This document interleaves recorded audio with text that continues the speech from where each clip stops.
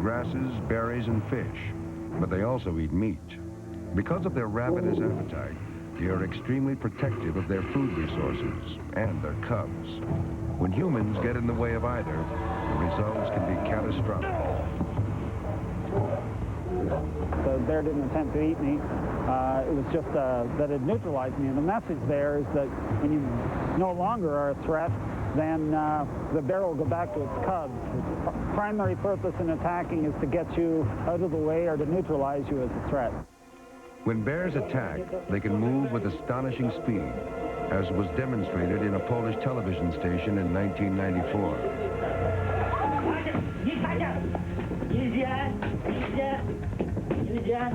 And as this team of researchers found out, not even a tranquilized grizzly is a guarantee of safety.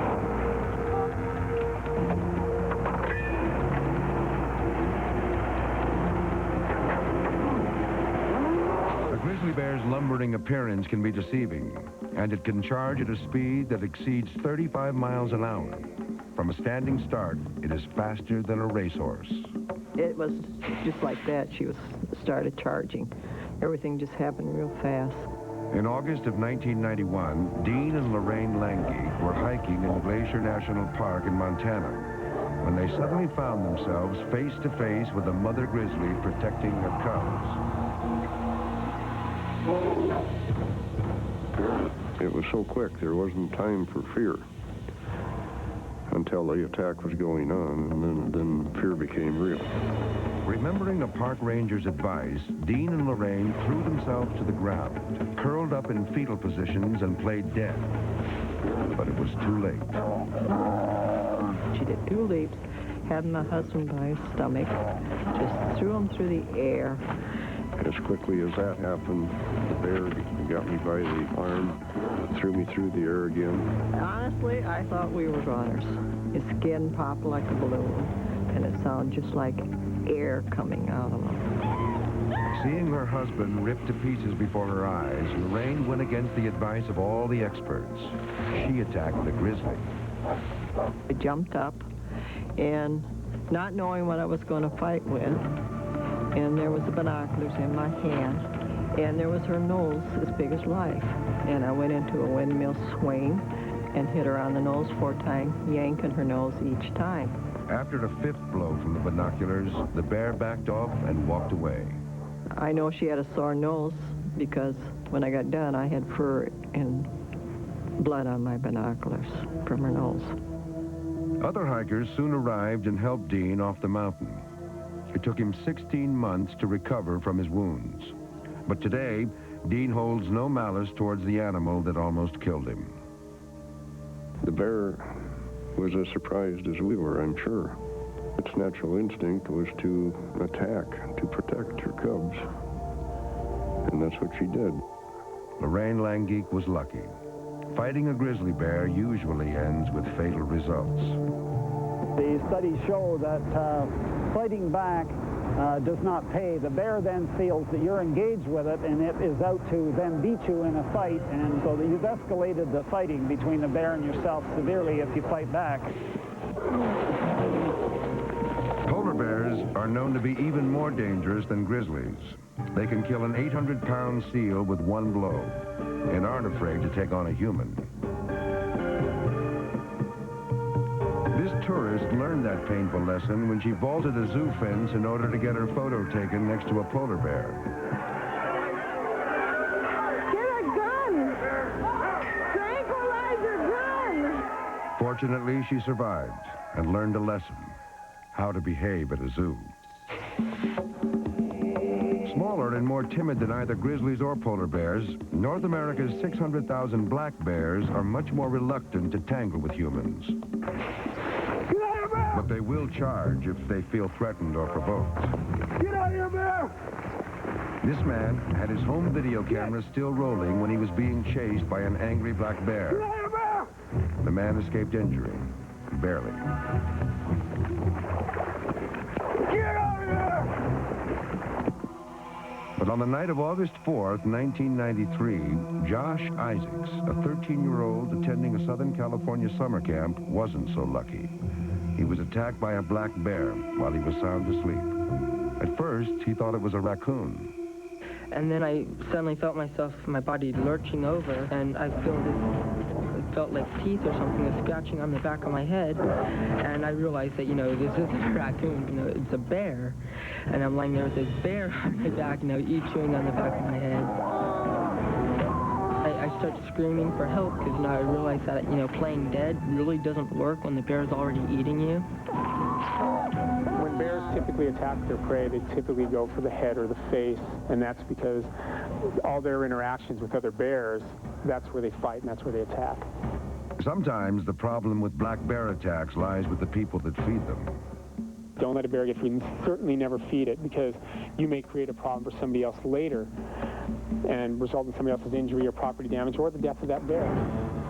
Josh's screams woke up camp counselor Neil Henson. I heard the screaming.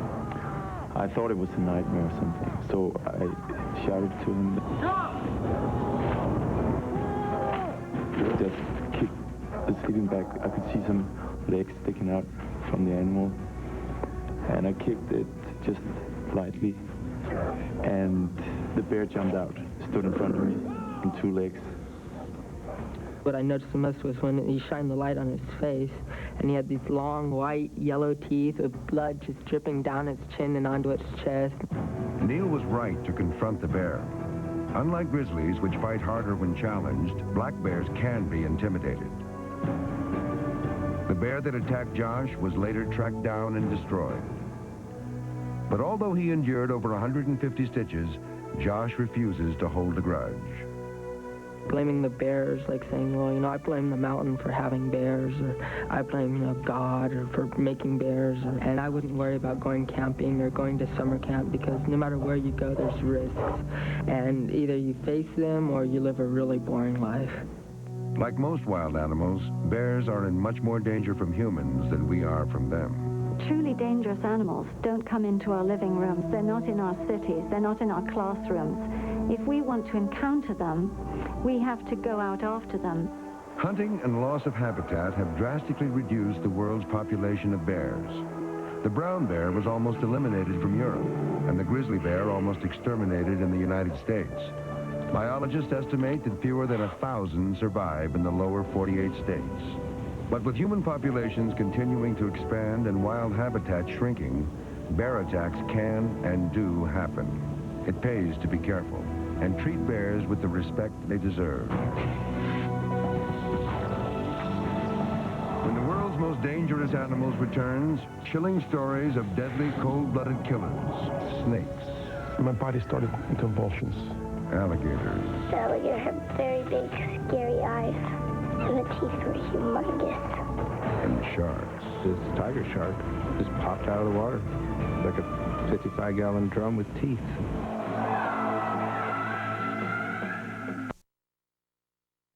Are among the most lethal animals in the world.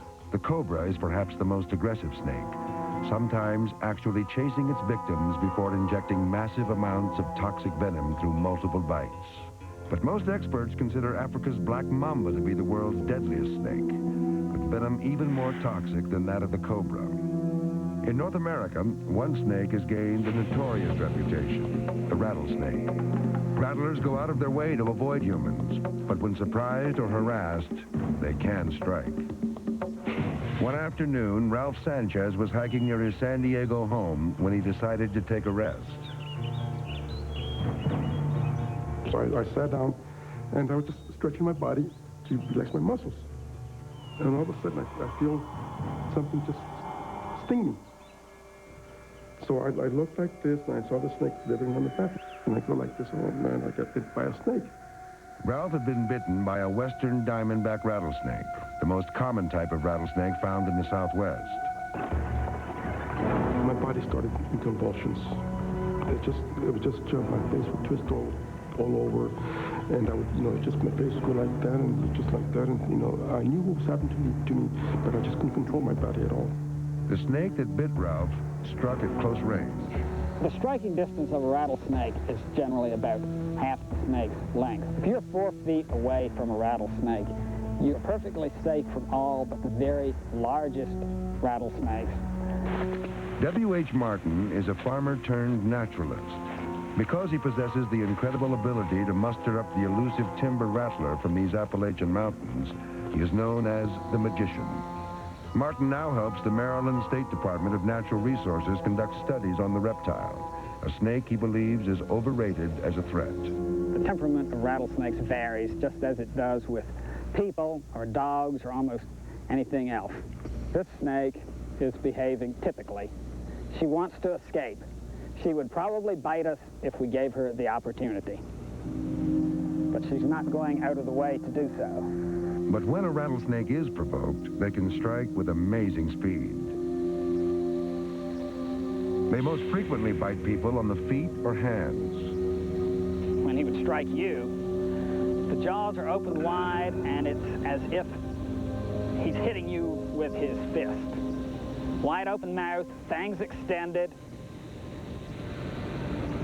The venom is injected, and the snake withdraws instantly. Ralph Sanchez was lucky. He managed to get himself to a ranger station. Laid me on the ground. When I took my shoes off, my socks off, my shirt off, and one of the rangers also, he took his crucifix off and he laid it on my hand where the snake had bitten me. At the hospital, Ralph was given an experimental anti-venom that saved his life.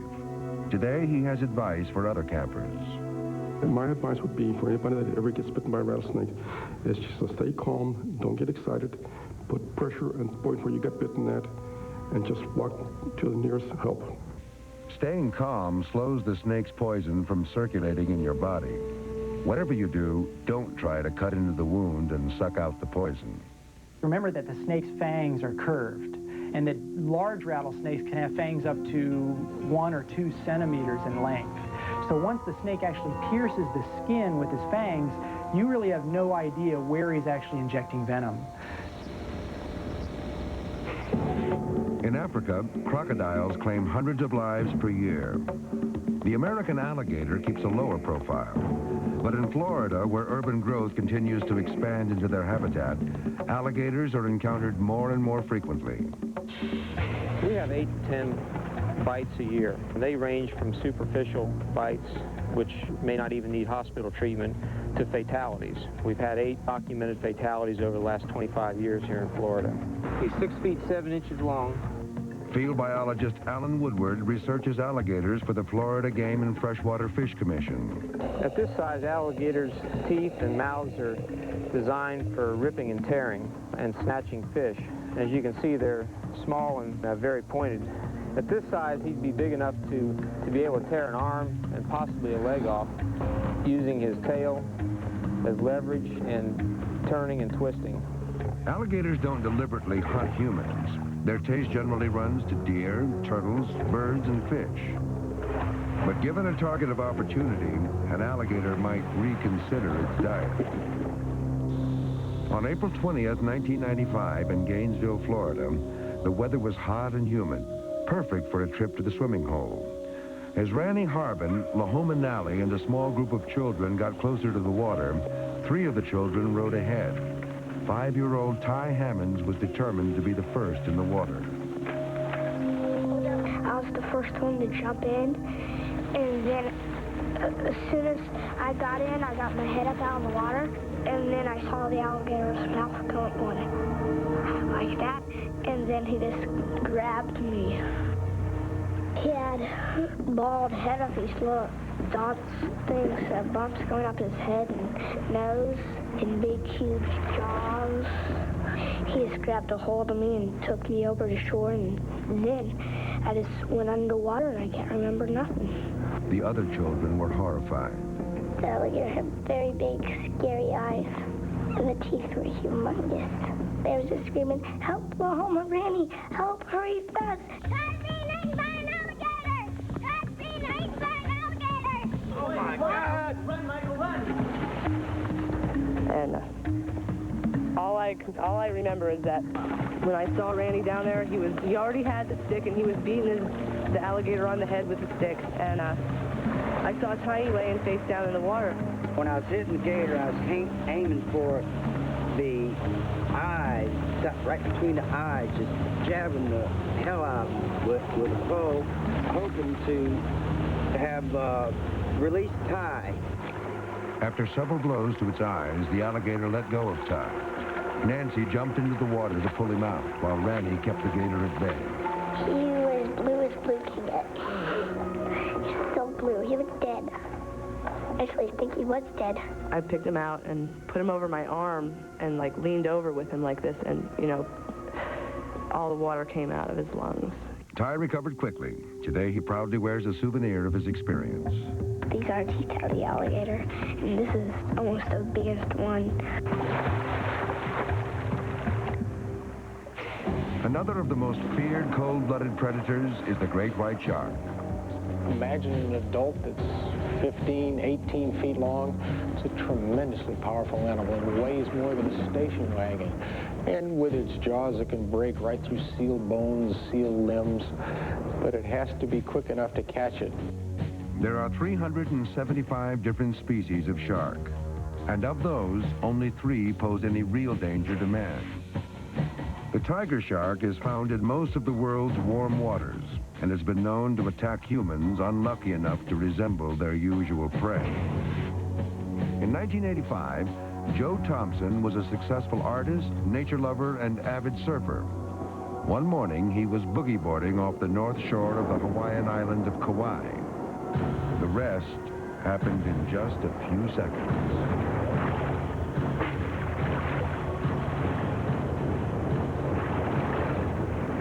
He just came in real clean and quick, clamped down, took me down, and then just stopped. I was sitting in the water with the boogie board in front of me. My hands were basically holding on the side. I was sort of draped like this. And he just popped out of the water and just got me like this.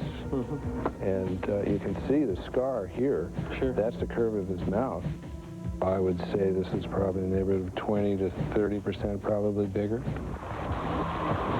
But once the bubbles cleared away, Joe could see his arms extending into the jaws of a 12-foot tiger shark. The right hand was just gone in the slit, and then I couldn't see my fingers on the left hand because they were in the corner of his mouth. And for like a second or two, we were just like staring at each other. He didn't move, I didn't move. It was so quick and so clean that the initial attack, there wasn't really any pain. That's what actually the physicians tell us about white shark attack victims. It's as if a surgeon with a scalpel had cut through the flesh. It is such a clean cut. Then the shark lurched away, taking the boogie board with it. As Joe reached the surface, he could see the shark nearby, trying to eat the board. Then he noticed his arms. I look over and there's the 2 bones sticking out about 3 inches, and then just, my arm. And it was a clean cut. And just this arc of blood just went up in the air, about 2 or 3 feet. Then the shark vanished. I didn't know where he was. And you better believe that scared me, because I was, it didn't take much to picture that he was circling around underneath and figured out where I was just going to come in up from underneath and just nail me. What the shark was doing was waiting for Joe to die from lack of blood, a strategy common to both tiger and great white sharks. So the shark will sneak up on you, take an enormous bite out of you, trying to immobilize you, not trying to eat you in the first bite, but rather trying to immobilize you so that after you bleed to death, it can then consume you. Joe was lucky. He struggled to shore and safety. Today, he still goes out in the waves, but he does it very carefully. If you're going to surf in a particular area, educate yourself to what is the cycle in the marine life there. What's the ecology based on? In my case, I made the mistake unknowingly of looking like a sea turtle. Well, that's on the menu. Big time. People, no matter what they know about sharks, no matter what their experience has been, should be very concerned about sharks. And their greatest concern should be the disappearance of sharks. Indiscriminate hunting has brought some shark species close to extinction, and most of these sharks pose no threat to man. There are as many as 25 or 30 shark attacks a year in the world. There are thousands, if not hundreds of thousands of sharks killed by humans each year. So I think sharks have a lot more to fear than we do of them. There have been years where there hasn't even been an attack. You're a lot safer in the water than you are driving to the beach. I'd like to see them protected. We're on the same rung or two or three as they are as the top predators, and if they go, we're not going to be very far behind. When we return, we'll examine the most deadly creatures in the world, creatures that also happen to be the smallest, killer insects. And all of a sudden he arched up and vomited, and his eyes went just...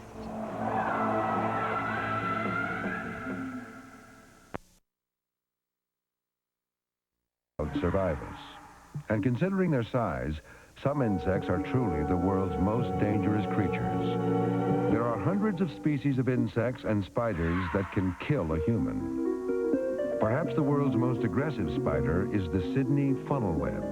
The size of a golf ball, this spider has been known to chase people before biting them. Its fangs are strong enough to pierce a man's boot. But the funnel web is found in Australia, not in North America. It's a good spot for a web. Oh, yeah. That looks like a black widow web right here. See it? The black widow is among the most common and dangerous spiders in the United States. Dr. Richard Clark and Stephen Turchin are on a first-name basis with most deadly insects. That's a good example of how people get bit. See that power cord there? I might not notice the web, kind of tweak the web, and the spider might come running out, mistake me for food, and bite me. And that's exactly how people get bit. And typically they get bitten on the hand when they brush against the web. The pain spreads up their arm to their chest and belly, and pretty soon they're in excruciating pain. After black widows, one of the most commonly feared spiders is the tarantula. Several foreign species of tarantulas are being brought into the country for sale in pet stores, often illegally. These foreign varieties are much more dangerous than their North American counterparts. This spider is very, very aggressive, and when I prod him a little bit, he's going to get kind of defensive, lean back, show his bright colors, and rear up and show me his fangs. If I put my finger in there, he'd have bitten me by now. Perhaps the most notorious of insects are the so-called killer bees. On July 8, 1994, 50,000 of these Africanized killer bees attacked a Rio de Janeiro subway station. One person was killed. 100 were injured. Tentei correr, gente, mas não dava. Elas atacaram meu neto, eu tentava salvar meu neto, eu gritava, todo mundo correndo. The bees have been on a steady northward flight since first escaping from a research station in the Amazon in 1956. Identical in appearance to the European honeybees we all know, these Africanized bees are much more protective of their nests. When you disturb a colony of Africanized bees, they will sometimes go out several city blocks. So it's not unusual to have several different dogs in the neighborhood get stung. And several different people getting attacked, sure. Peoria, Arizona may represent the bees' first major foothold in the United States. The bees arrived in early 1992, and it didn't take long for them to become a public menace. In October 1993, John Musselman and his wife Gina became the target of a vicious swarm. It all started with strange sounds coming from the walls of their house. I basically would hear this like humming or buzzing noise, and I wasn't really sure where it was coming from. And I would go look outside the window. We have honeysuckle bushes out in front, and you'd see 5 or 6 bees flying around, so I thought, no big deal. But within a few days, it became a very big deal. Thinking they were ordinary honeybees, the Musselmans contacted an amateur beekeeper to come collect them. But the closer the keeper got to the hive, the more defensive the bees became. After a few minutes, John realized he was in serious trouble. He was covered with bees, and he said, look, I can't do this, I have to go. So he left, and that's when the bees went irate. Soon the bees were swarming everywhere. I was very concerned that there might be children or something in these backyards. That's when I called 911. I had asked the operator if she could have a policeman come out here and just over his intercom tell everyone to get inside the house. She said they don't do that. They've never responded to a bee incident. I heard the dog, Baron, the dog behind us. It was like a wild horse in a corral. He was like trying to get out of there, and I felt so bad for him.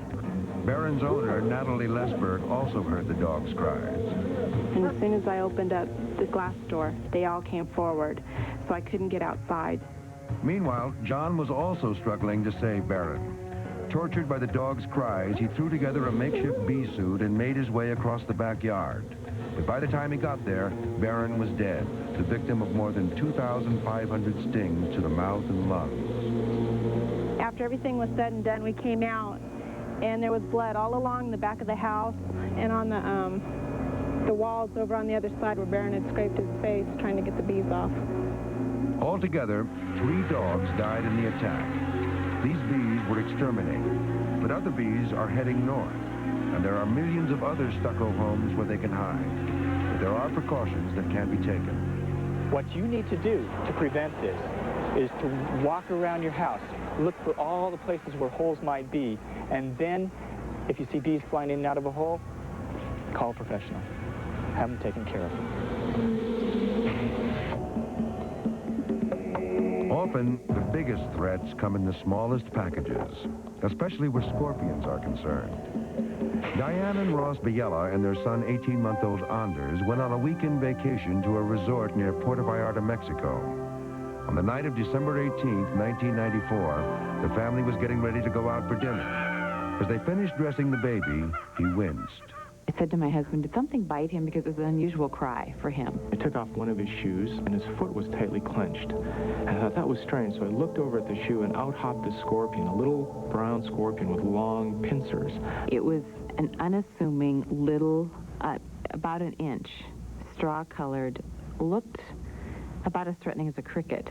As Ross tried to find help, Anders' condition worsened. And all of a sudden, he arched up and vomited, and his eyes went just, and he was grinding his teeth so hard that he chipped 4 of his teeth. Anders was rushed to San Diego and into the care of Dr. Richard Clark. He, at that point, had 104 temperature and was having seizures, and unbeknownst to us, was in a coma. What happened to Anders can easily be avoided. Prevention is without a doubt the best method of not getting stung by a scorpion. If you're in an area such as Mexico or the southwestern part of the United States where these creatures are endemic, it's best to always shake out your shoes before putting them on, or shake out your clothing or your bed sheets or any other areas where scorpions might hide before you're going to put on a piece of clothing or climb in the bed. Amazingly, within days after his treatment, Anders was back home. Anders was stung on the 20th of December, and he came home Christmas Eve. So it was an incredible Christmas for us. I think our first smile came on the 24th of December, so nothing else really mattered last Christmas. When we come back, the most magnificent, ferocious, and endangered of predators, the killer cats. As soon as I saw it grab her by the head, I knew that it was a mountain lion, and I just stood there and I started screaming.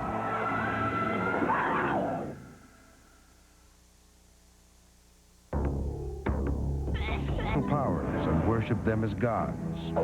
Tigers are the largest and most powerful of cats. Their range used to extend throughout Asia, but hunting and poaching have reduced their numbers to a few thousand. Still, the tigers of India kill as many as 300 people a year. Lions are smaller but more numerous than tigers. They are the only wild cats that live and hunt in groups called prides. An unarmed human is no competition. Hundreds of Africans lose their lives to lions every year. North America's largest wild cat is the cougar, or mountain lion, found mostly in the West. Elusive, shy, naturally fearful of man, they lead solitary lives, except when mating or raising cubs. Their favorite meal is deer, although they will pursue smaller prey. Mountain lions are an important part of wildlife heritage in the West. Unfortunately, more and more wildlife conflicts or lion-human conflicts are going to arise as more and more people move into mountain lion habitat. Because their smaller stature makes them more attractive targets, women and children are attacked by cougars more often than men. On the afternoon of March 23, 1986, Don and Susan Small took their young daughter Laura for a hike in a forest in Southern California. What they didn't know was that little Laura was being stalked.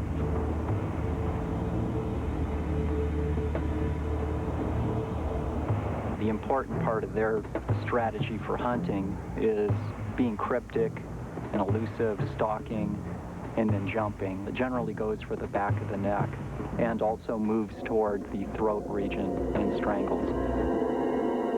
And then the next thing I saw was a big animal out of the corner of my eye, and it came up and grabbed her by the head, and then they both disappeared. It leapt away with her. All I heard was a rustle in the bushes behind me, and then a split second later, it had me by the head. As soon as I saw it grab her by the head, I knew that it was a mountain lion, and I didn't see where they had gone.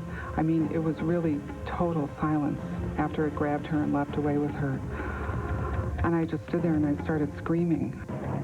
All I remember is thorns from the bushes going through my legs, and then it went black. Laura's father was 100 yards up the trail when he heard a scream. It was really almost inhuman.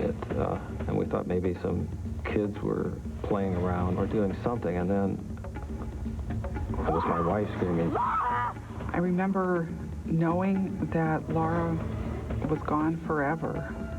And then on like the other half of my brain was saying, this is not really happening. This is just an ordinary Sunday, and it's a beautiful day. It just felt like a dream. Time stood still. The park was deadly quiet. Sue could only imagine what was happening to her little girl. And then I heard a sound, and I knew it was Laura. They were right in front of me, about 3 feet away, and the mountain lion still had her by the neck. I was just sitting there, holding her, and very empty eyes. You know, I mean, just to look in the eyes of it was frightening. So then I started screaming again. After a few blows to the head, the cat ran away. I could see that her face was almost completely ripped apart. She eventually lost her right eye. She had some terrible head injuries. What can you do to fight back? If you do come up against a cougar in the wild, don't panic. Get angry. They depend on the element of surprise and are intimidated by an aggressive foe. First, we'd recommend standing upright, being aware of the animal, facing the animal, looking bigger and tall, and moving away from the animal very slowly. The worst thing you can do is turn your back and run like an animal.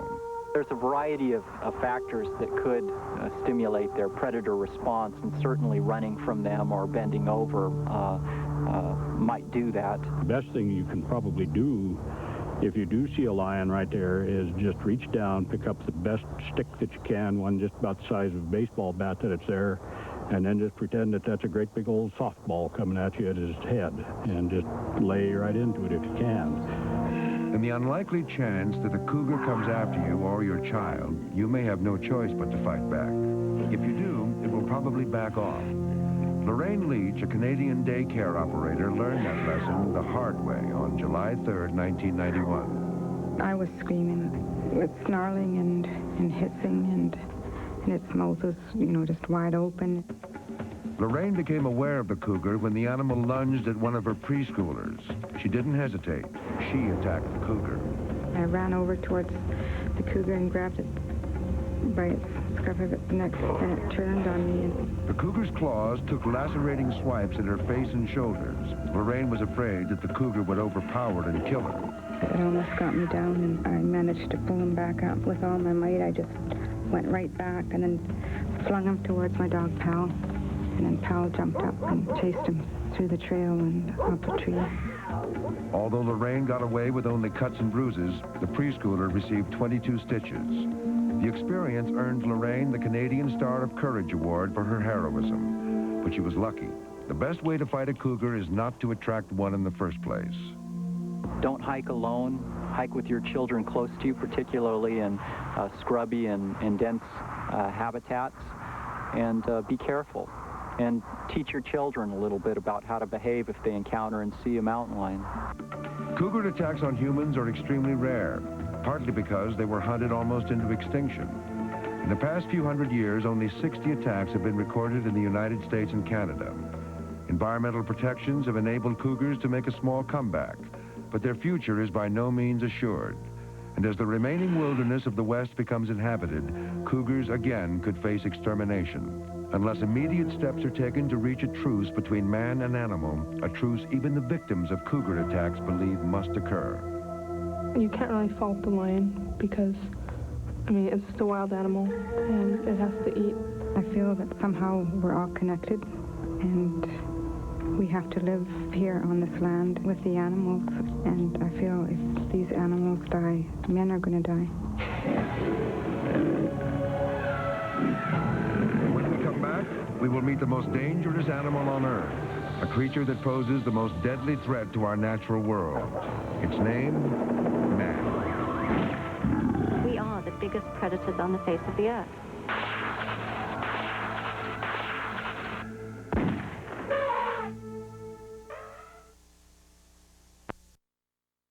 Is in far more danger from man than we are in danger from them. If, in fact, we were to become the sole, single predator on this planet and attempt to control the survival of everything else, we'd fail miserably, and probably we would disappear along with much of life on Earth along with us. There are far more animals attacked by human beings than the other way around. The difference between us and them sometimes is that we go out looking for trouble.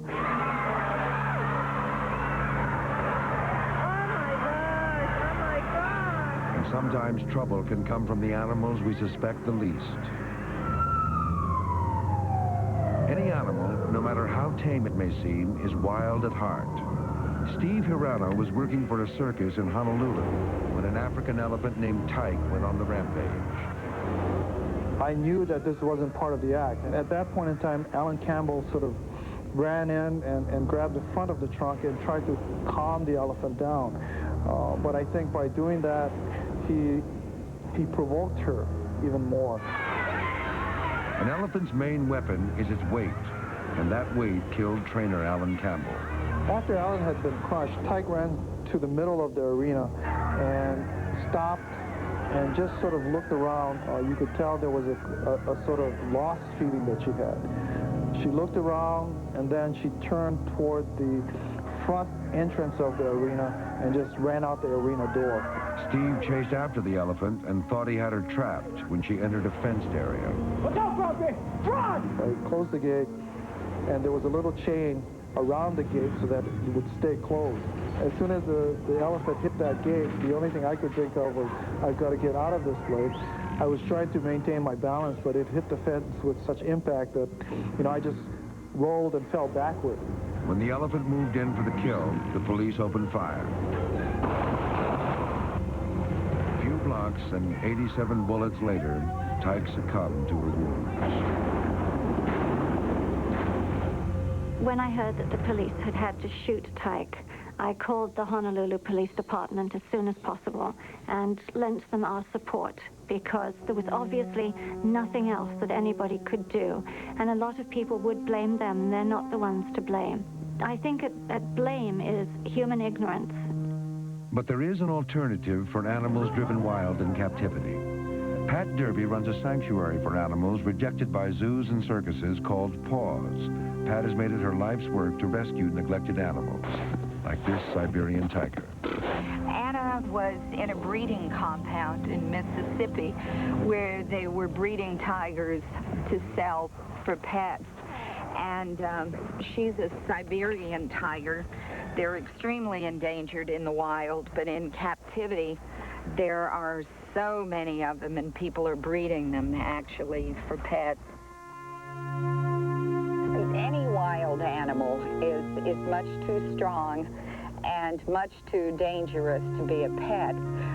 All of their instincts are for survival. Without PAWS, many of these majestic creatures would have been euthanized, or worse, auctioned off to game farms in Texas, where they're gunned down by hunters.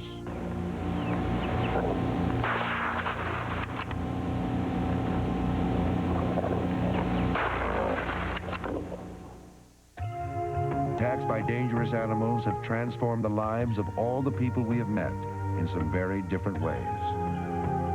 Joe Thompson's recovery since the attack has been amazing. I really shouldn't be here. It was, I was so close to being, snuffed out that all the moments I have left are great. Dean and Lorraine Lengeek plan to pick up their cross-country trek where they left off at Glacier National Park. In the meantime, they speak to others about their experience and offer safety tips. When you come close to death, you appreciate life more, and you just give thanks that you're here all the time. Laura Small has also grown closer to her loved ones. I think I've become more mature because of it, and my family is a lot more important to me now, because I realize that I could have never known, I could have never grown up with them, and you know, I could not be here right now. Little Anders' quick recovery has left the Biellas with a stronger appreciation for life. And also an appreciation for your children.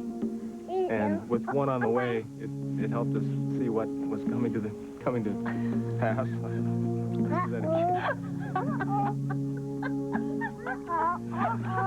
Joshua Isaacs quickly sprung back to his feet after his attack. When I was a little boy, I read a book, and it got me interested in zoology. Well, because a bear attacked me, you know, I'm going to have interventions with animals in my career as a zoologist if I do become that, which I'm hoping to. The world's most dangerous animals will need Joshua's help, but they are in danger themselves. But it's in our power to preserve them. All animals deserve our respect. They're simply inhabiting this planet with us. We're not the supreme beings. Now, wherever I go, there are fewer and fewer sharks.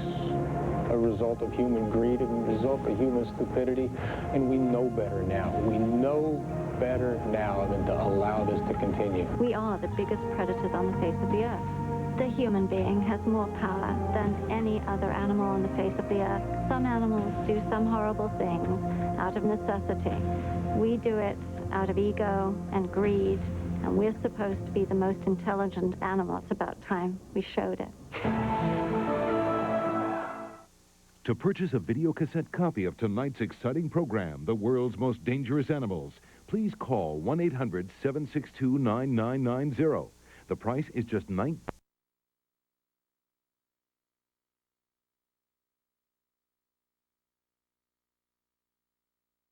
Comedian, which not a lot of people.